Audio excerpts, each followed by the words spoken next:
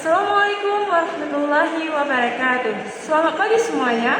Perkenalkan, nama saya Alifa Aliana. Hari ini saya akan mempresentasikan materi sebagai bagian dari tugas mata kuliah Magang Pengembangan Perangkat Pembelajaran MPPP di bawah bimbingan Ibu Meta Kumala SPD MPD.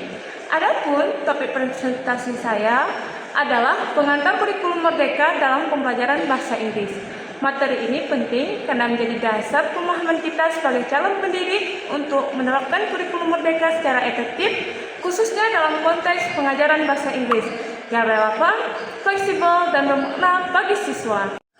Pertama, kita akan bahas dulu yang namanya latar belakang, yaitu kurikulum merdeka dibuat karena kurikulum lama dianggap kaku. Tujuannya agar pembelajaran lebih fleksibel sesuai kebutuhan zaman. Bahasa Inggris penting karena kemampuan siswa Indonesia masih rendah di tingkat dunia. Fokusnya adalah pembelajaran bermakna, tidak hanya pada hafalan. Kemudian kita akan bahas tujuan dan prinsip dasar.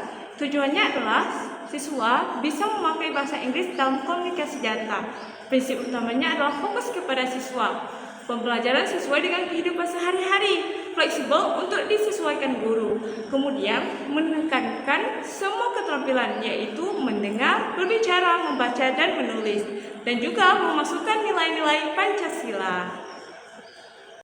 Teman-teman, kemudian kita ada yang namanya struktur kurikulum, yaitu SD itu opsional 1-2 jam per minggu lewat lagu atau permainan. SMP wajib 4 jam per minggu, fokus pada teks pendek dan kehidupan sehari-hari. Kemudian ada tingkat SMA yaitu 4-6 jam per minggu. Teks lebih kompleks dan mengembangkan kemampuan berpikir kritis. Lalu dalam kurikulum merdeka ada yang namanya capaian pembelajaran atau CP, dirancang fleksibel, tidak kaku seperti kurikulum lama, berdasarkan kemampuan nyata siswa atau yang kita sebut dengan can-do statement. Tiap jenjang punya target berbeda sesuai fase. Ada fase D, E, dan F. Dalam kurikulum merdeka, khususnya untuk mata pelajaran bahasa Inggris, pembelajaran dibagi ke dalam beberapa fase berdasarkan jenjang dan perkembangan peserta didik.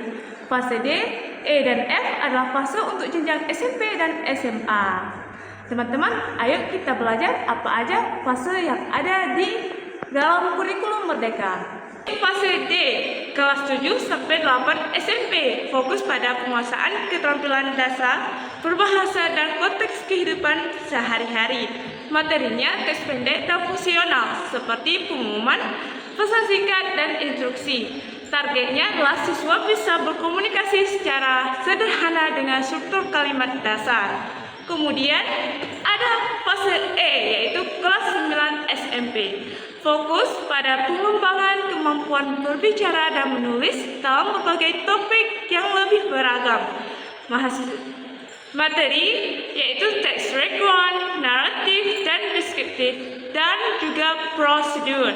Targetnya adalah siswa mulai lebih lancar berkomunikasi, dan memahami ide pokok dari teks yang lebih kompleks. Kemudian ada yang namanya fase F, yaitu tingkat SMA, fokus pada keterampilan tingkat lanjut dan pemikiran kritis. Teman-teman, ada pendekatan pembelajaran, menggunakan pendekatan komunikatif berbasis tugas dan proyek. Tujuan siswa aktif menggunakan bahasa, bukan hanya menghafal, dapat menggabungkan pelajaran lain seperti sains ke dalam pendidikan bahasa Inggris. Kemudian, ada juga peran guru dalam kurikulum ini adalah guru bukan hanya pengajar, tapi juga fasilitator dan perancang pembelajaran. Guru diberi kebebasan merancang materi sesuai konteks lokal. Guru perlu terus belajar dan berkolaborasi. Teman-teman, di sini pada kurikulum ini ada yang namanya materi ajar, yang tidak hanya diambil dari buku, tetapi dari media otentik seperti video, artikel, podcast. Disesuaikan dengan konteks siswa dan menggunakan media digital, menekankan inklusivitas dan keberagaman.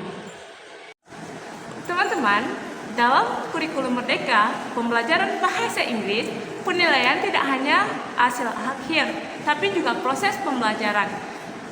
Penilaian bisa lewat proyek, presentasi, portofolio, refleksi diri, dan kerja tim, menggunakan rubrik yang menilai komunikasi, bukan hanya tata bahasa. Kemudian ada juga integrasi teknologi. Teknologi digunakan untuk menyajikan materi dan meningkatkan pengalaman belajar. Bisa menggunakan YouTube, podcast, Google Dokumen, atau VR and AR. Menyesuaikan dengan akses siswa terhadap teknologi.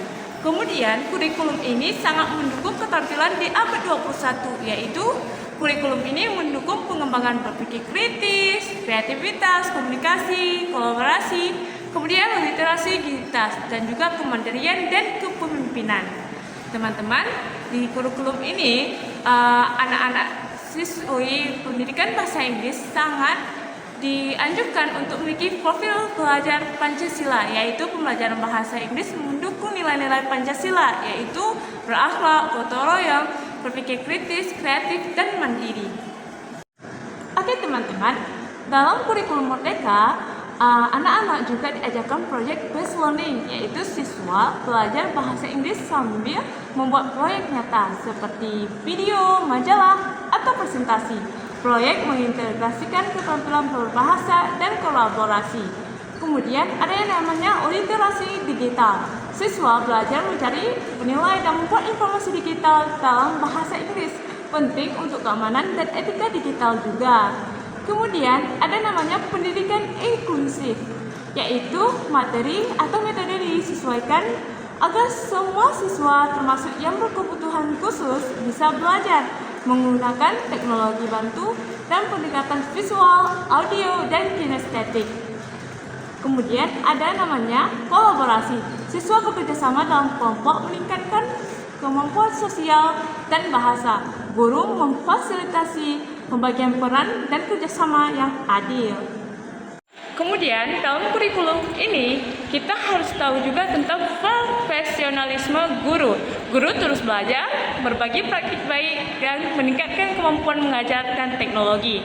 Kemudian tantangan dan solusi dalam kurikulum Merdeka.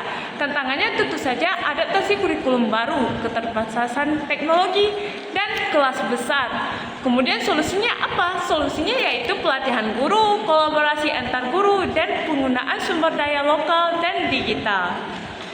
Wah, banyak juga ya setelah kita bahas dalam presentasi pengantar kurikulum Merdeka dalam pembelajaran bahasa Inggris. Teman-teman, demikianlah presentasi yang dapat saya sampaikan mengenai pengantar kurikulum Merdeka dalam pembelajaran bahasa Inggris. Semoga materi ini dapat memberikan kita gambaran awal yang jelas tentang bagaimana kurikulum Merdeka mendorong pembelajaran bahasa Inggris yang lebih kontekstual, komunikatif, dan berorientasi pada peserta didik. Saya mengucapkan terima kasih kepada Ibu Meta Kemala yang telah membimbing saya, serta kepada teman-teman semua atas perhatian dan kesempatannya. Jika ada masukan, pertanyaan, atau diskusi, saya sangat senang untuk menanggapi di kolom komentar. Saya akhiri, wassalamualaikum warahmatullahi wabarakatuh.